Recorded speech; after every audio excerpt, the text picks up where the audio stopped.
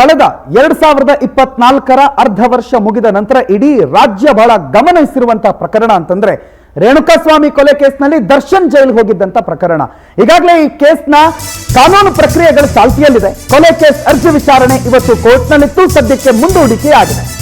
ದರ್ಶನ್ ಮತ್ತು ಪವಿತ್ರ ಗೌಡ ಸೇರಿ ಕೋರ್ಟ್ಗೆ ಎಲ್ಲಾ ಆರೋಪಿಗಳು ಹಾಜರಾಗಿದ್ರು. ಬೆಂಗಳೂರಿನ 57ನೇ ಸಿಸಿಎಚ್ ಕೋರ್ಟ್ಗೆ ಹಾಜರಾಗಿದ್ರು ಆರೋಪಿಗಳು.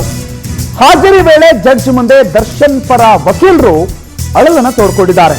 ಏನ್ ಅಳಲು, ಏನಾಯ್ತು, ಇವತ್ತು ಜಡ್ಜ್ ಮುಂದೆ ಏನೇನ್ ನಡೀತು, ಇವೆಲ್ಲದರ ಕಂಪ್ಲೀಟ್ ಡೀಟೇಲ್ಸ್ ಅನ್ನ ಒನ್ ಬೈ ಒನ್ ಕೊಡ್ತಾ ಹೋಗ್ತೀವಿ. ಆದ್ರೆ ನಟ ದರ್ಶನ್ ರಿಲೀಸ್ ಆದ ನಂತರ ಇವತ್ತು ಕೋರ್ಟ್ ನಲ್ಲಿ ವಿಚಾರಣೆಗೆ ಹಾಜರಾಗಿದ್ರು. ಸಹಜವಾಗಿ ಅವ್ರು ಬರ್ತಾರೆ ಅಂದಿದ ತಕ್ಷಣ ಒಂದಿಷ್ಟು ಜನ ಇದ್ರು, ಬಹಳಷ್ಟು ಜನ ಬಂದಿದ್ರು, ಅವರನ್ನ ನೋಡೋದಕ್ಕೆ ಅವರ ಅಭಿಮಾನಿಗಳು ನೆಲೆಸಿದ್ರು. ಆದ್ರೆ ಕೋರ್ಟ್ಗೆ ಬರ್ತಾ ದರ್ಶನ್ ಕುಂಟುತ್ತಲೇ ಬಂದ್ರು. ಬೆನ್ನೋವಿತ್ತು, ವಿಪರೀತ ಬೆನ್ನೋವಿನ ಕಾರಣ ಕುಂಟುತ್ತಲೇ ಸ್ವಲ್ಪ ಟೈಮ್ ಆದ್ಮೇಲೆ, ಅಂದ್ರೆ ಕೋರ್ಟ್ ಪ್ರೊಸೀಡಿಂಗ್ಸ್ ಎಷ್ಟು ಗಂಟೆಗೆ ನಿಗದಿ ಆಗಿತ್ತು ಅದರ ಸ್ವಲ್ಪ ಲೇಟಾಗಿ ಬಂದ್ರಂತೆ.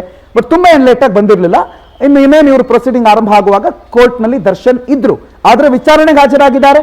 ಬೇಲ್ ಪಡೆದ ನಂತರ ರೇಣುಕಾಸ್ವಾಮಿಯ ಕೊಲೆ ವಿಚಾರಣೆ ಏನ್ ಕೋರ್ಟ್ ನಡೆಸ್ತಾ ಇದೆ ಅದರಲ್ಲಿ ನಟ ದರ್ಶನ್ ಇವತ್ತಿದ್ರು, ಹಾಜರಾಗಿದ್ರು. ಅವ್ರ ಜೊತೆಗೆ ಈ ಪ್ರಕರಣದಲ್ಲಿ ಭಾಗಿಯಾಗಿರುವ ಎಲ್ಲಾ ಆರೋಪಿಗಳು ಇದ್ರು. ಒಂದಿಬ್ಬರನ್ನು ಬಿಟ್ರೆ ಉಳಿದಂತ ಎಲ್ಲರೂ ಇದ್ರು. ನಿಖಿಲ್ ಮತ್ತು ಕೇಶವಮೂರ್ತಿ ಇಬ್ರು ಬಂದಿರಲಿಲ್ಲ.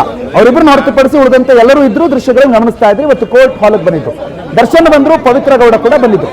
ಈ ಕೊಲೆ ಕೇಸು ಯಾಕಾಯ್ತು, ಕೊಲೆ ಪ್ರಕರಣ ಏನು, ದರ್ಶನ್ ಮತ್ತು ಪವಿತ್ರ ಗೌಡ ಅವರಿಬ್ಬರ ನಡುವಿನ ಈ ಪ್ರಕರಣಕ್ಕೆ ಸಂಬಂಧಪಟ್ಟಂತೆ ಸಂಬಂಧ ಏನು, ಇವೆಲ್ಲವೂ ಕೂಡ ಜನರಿಗೆ ಬಹಳ ಚೆನ್ನಾಗಿ ಗೊತ್ತಿರುವಂತ ವಿಚಾರ. ಬಟ್ ಇವತ್ತು ಕೋರ್ಟ್ ನಲ್ಲಿ ನಾನಾಗ್ಲೇ ಹೇಳಿದಾಗೆ ಒಂದಿಷ್ಟು ಸ್ವಾರಸ್ಯಕರ ಘಟನೆಗಳು ನಡೀತು. ಅದ್ರ ಬಗ್ಗೆ ನಾವು ಮಾತಾಡೋಣ. ಆದ್ರೆ ಇವತ್ತು ಕೋರ್ಟ್ಗೆ ಬಂದಿದ್ದಂತ ನಟ ದರ್ಶನ್ ಮತ್ತು ಪವಿತ್ರ ಗೌಡ ಮತ್ತು ಈ ಪ್ರಕರಣದ ಉಳಿದ ಆರೋಪಿಗಳು ವಿಚಾರಣೆಯನ್ನು ಎದುರಿಸಿದ್ದಾರೆ. ಬೇಲ್ ಸಿಕ್ಕ ಮೇಲೆ ಸುಬ್ಬಾ ಸುಬ್ಬಿ ಮಾತಿಲ್ಲ ಕಥೆ ಇಲ್ಲ ಅನ್ನೋ ರೀತಿ ಆಗ್ಬಿಟ್ಟಿದೆ. ಬಹಳ ಯಾವ ರೀತಿ ಅವರಿಬ್ರು ಇದ್ರು ಅನ್ನೋದು ಅವರ ಮೆಸೇಜ್ಗಳು ಇದೆಲ್ಲ ರಿವೀಲ್ ಆಗಿದೆ. ಆದ್ರೆ ಇವತ್ತು ಕೋರ್ಟ್ ನಲ್ಲಿ ಮುಖಾಮುಖಿ ಆಗಿದ್ರು. ಆದ್ರೂ ಸುಬ್ಬಾ ಸೈಲೆಂಟು. ಬೇರೆಲ್ಲ ಆರೋಪಿಗಳನ್ನ ದರ್ಶನ್ ಮಾತಾಡಿಸಿದ್ರು. ಉಳಿದಂತ ಬೇರೆ ಎಲ್ಲರೂ ಯಾರ್ಯಾರಿದ್ರು ಗಂಡಸರು ಅವರೆಲ್ಲರನ್ನೂ ಮಾತಾಡಿಸಿದ್ರು. ಆದ್ರೆ ಪವಿತ್ರ ಗೌಡ ಪಕ್ಕದಲ್ಲೇ ಇದ್ರು, ನಟ ದರ್ಶನ್ ಮಾತಾಡಿಸಿಲ್ಲ. ಅವ್ರ ಪಕ್ಕದಲ್ಲೇ ನಿಂತ್ಕೊಂಡಿದ್ರು, ಅವ್ರನ್ನ ಮಾತಾಡಿಸೋ ಪ್ರಯತ್ನ ಮಾಡಿಲ್ಲ. ಕೋರ್ಟ್ ನಲ್ಲಿ ಪವಿತ್ರ ಗೌಡ ಪಕ್ಕದಲ್ಲೇ ದರ್ಶನ್ ಕೂತಿದ್ದು. ಅವರೊಂದು ತೀರ ಇವರೊಂದು ತೀರ ಆಗಿದ್ರೆ ಸಂಭವ ಕಡಿಮೆ ಅಂತ ಹೇಳ್ಬೋದೇನೋ. ಆದ್ರೆ ಪಕ್ಕದಲ್ಲೇ ಇದ್ದಿದ್ದಂತ ದರ್ಶನ್ನ ಪವಿತ್ರ ಗೌಡರು ನೋಡ್ತಾನೆ ಇದ್ರು. ದರ್ಶನ್ ಮಾತ್ರ ಅವ್ರ ಕಡೆ ತಿರುಗಿಯೂ ನೋಡಿಲ್ಲ. ಪವಿತ್ರ ಗೌಡ ಹಿಂಗೆ ನೋಡ್ತಾ ಇದ್ರು. ದರ್ಶನ್ ಅವ್ರ ಕಡೆ ಅವರೊಬ್ರು ಇದ್ದಾರೆ, ಅವಳ ಪಕ್ಕದಲ್ಲೊಬ್ರು ಇದ್ದಾರೆ, ಅವ್ರನ್ನ ಮಾತಾಡಿಸ್ಬೇಕು, ಆ ಬಗ್ಗೆ ತಲೆನೇ ಕೆಡಿಸ್ಕೊಂಡಿಲ್ಲ. ಅದೇ ಕಾರಣಕ್ಕೆ ಪವಿತ್ರ ಗೌಡ ಕೋರ್ಟಿಂದ ಹೊರಗಡೆ ಬರ್ಬೇಕಾದ್ರೆ ಸ್ವಲ್ಪ ಭಾವುಕರಾಗಿ ಬಂದ್ರು.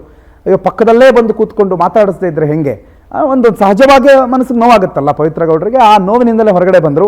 ಆದ್ರೆ ಆಶ್ಚರ್ಯ ಅನ್ನೋ ರೀತಿಯಲ್ಲಿ ದರ್ಶನ್ ಯಾರ ಹತ್ರನೂ ಮಾತಾಡಿಸ್ತಾ ಇದ್ರೆ ಅವ್ರಿಗೊಂದು ಸ್ವಲ್ಪ ಕನ್ಸೋಲ್ ಆಗಿರೋದು, ಯಾರನ್ನೂ ಮಾತಾಡಿಸಿಲ್ಲ, ನನ್ನೂ ಮಾತಾಡಿಸಿಲ್ಲ ಅಂತ.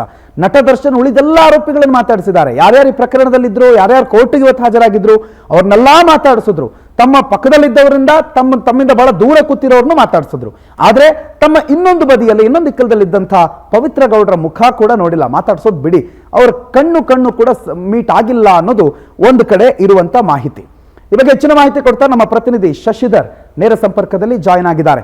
ಶಶಿಧರ್, ಕೋರ್ಟ್ಗೆ ಇವತ್ತೆಲ್ಲ ಹಾಜರಾಗಿದ್ರು, ಬಂದಿದ್ರು, ಅದೆಲ್ಲ ಆಯ್ತು. ಆದ್ರೆ ನಾವು ಸಾಮಾನ್ಯವಾಗಿ ಪ್ರೇಮಿಗಳ ನಡುವೆ ಬಾಯಿ ಬಿಟ್ಟು ಮಾತಾಡಿಲ್ಲ ಅಂತಂದ್ರು ಕಣ್ಣಲ್ಲೆಲ್ಲ ಮಾತಾಡ್ತಾರಂತೆ. ಈ ಕಣ್ಣಲ್ಲಿ ಮಾತಾಡುವಂತ ಪ್ರಕ್ರಿಯೆ, ಕಣ್ಣ ಸಲಿಗೆ ನಟ ದರ್ಶನ್ ಪವಿತ್ರ ಗೌಡರಿಗೆ ಏನು ಆಗ್ಲೇ ಇಲ್ವ ಇವತ್ತು?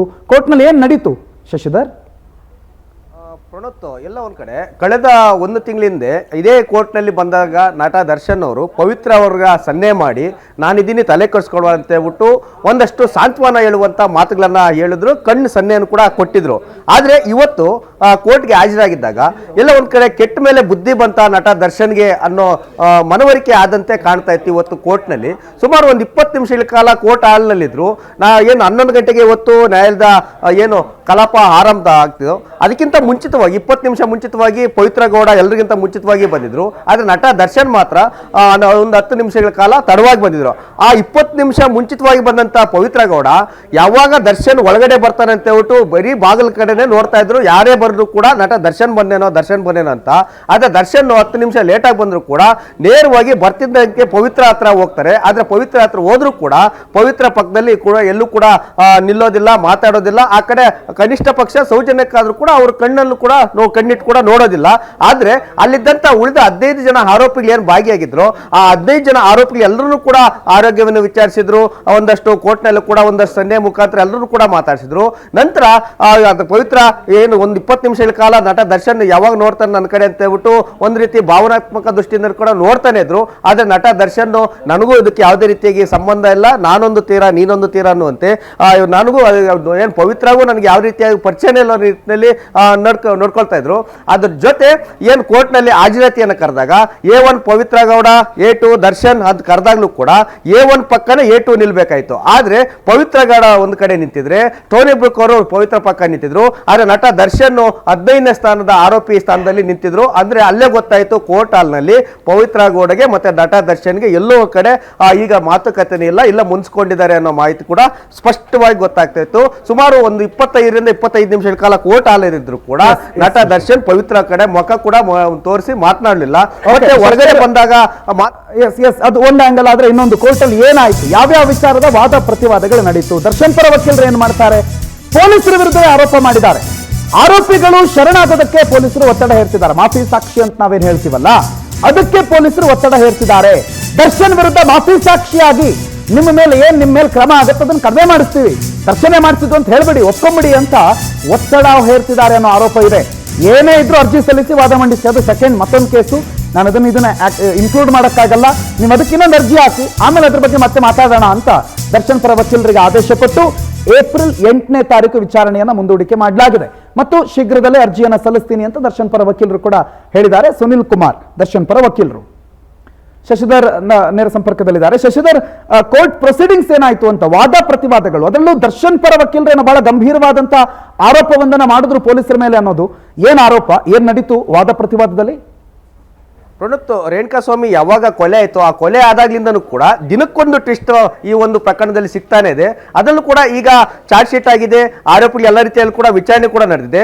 ಈಗ ನ್ಯಾಯಾಲಯದಲ್ಲಿರೋದ್ರಿಂದ ಈಗ ಯಾವ ರೀತಿಯಾಗಿ ಕೊಲೆ ಮಾಡಿದ್ರು, ಯಾರ್ಯಾರು ಯಾವ ಪಾತ್ರದಲ್ಲಿ ಭಾಗಿಯಾಗಿದ್ರು, ನೇರ ಭಾಗಿ ಯಾರೇ ಆಗಿದ್ರು, ಯಾರೆಲ್ಲ ಅದಕ್ಕೆ ಪ್ರೇರಣೆ ಆಗಿದ್ರು, ಮತ್ತೆ ಇದಕ್ಕೆಲ್ಲ ಯಾರೆಲ್ಲ ಕುಮ್ಮಕ್ಕನ್ನ ಕೊಟ್ಟಿದ್ರು ಅಂತ ಹೇಳ್ಬಿಟ್ಟು ಈಗ ಟ್ರಯಲ್ ನಡಿಬೇಕಾಗಿದೆ. ಪೊಲೀಸರು ಯಾವ ರೀತಿಯಂತ ಸಾಕ್ಷಿಗಳನ್ನ ಕಲೆ ಹಾಕಿದ್ದಾರೆ, ಮತ್ತೆ ಇವ್ರು ಕೊಟ್ಟಿರುವಂತಹ ಆರೋಪಿಗಳು ಕೊಟ್ಟಿರುವಂತಹ ಹೇಳಿಕೆಗೂ ಮತ್ತೆ ಪೊಲೀಸರು ಸ್ಪಾಟ್ ಮಾರ್ಜರನ್ನ ಮಾಡಿದಾಗ ತನಿಖೆಯನ್ನ ಮಾಡಿದಾಗ ಸಿಕ್ಕಂತ ಒಂದು ಟೆಕ್ನಿಕಲ್ ಎವಿಡೆನ್ಸ್ ಇವೆಲ್ಲವನ್ನು ಕೂಡ ಟ್ರಯಲ್ ಮಾಡಬೇಕಾಗಿದೆ. ಈ ಒಂದು ಸಂದರ್ಭದಲ್ಲಿ ದರ್ಶನ್ ಪರ ವಕೀಲರು ಒಂದು ಗಂಭೀರವಾದಂತಹ ಆರೋಪವನ್ನ ಮಾಡಿದ್ದಾರೆ.